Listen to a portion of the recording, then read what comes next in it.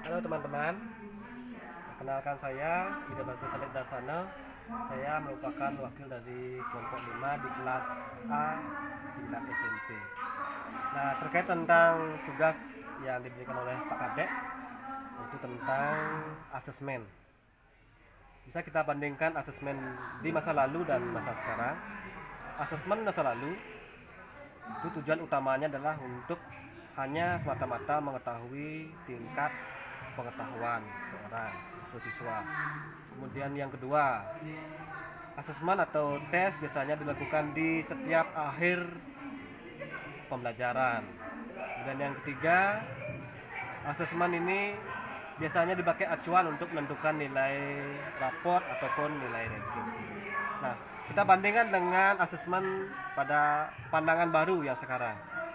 Pada masa sekarang, asesmen merupakan penilaian yang lebih menyeluruh, holistik, tidak hanya batas pengetahuan, tapi kita bisa juga mengamati sikap dan keterampilan. Kemudian yang kedua, asesmen tidak hanya dilakukan di setiap akhir pembelajaran, tapi masa kini asesmen bisa dilakukan di awal, selama proses pembelajaran, dan juga tentunya di akhir pembelajaran. Berdasarkan panduan, konsep asesmen itu adalah proses pengumpulan, pengorganisasian, dan interpretasi informasi tentang individu atau subjek yang sedang dinilai atau di asesmen.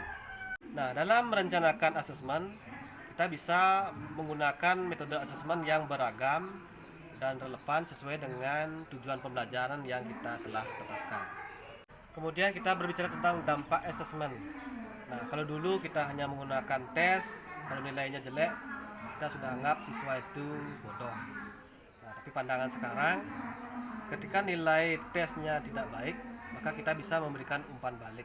Nah, umpan balik ini akan membantu siswa untuk meningkatkan kemampuan yang dia miliki sepenuhnya untuk mendapatkan hasil yang lebih maksimal.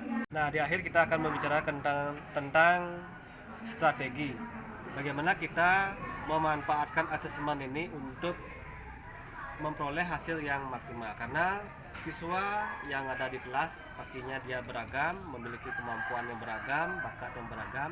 Disinilah kita memerlukan kejelian untuk membuat sebuah asesmen yang valid, yang relevan dengan materi yang telah kita tujukan.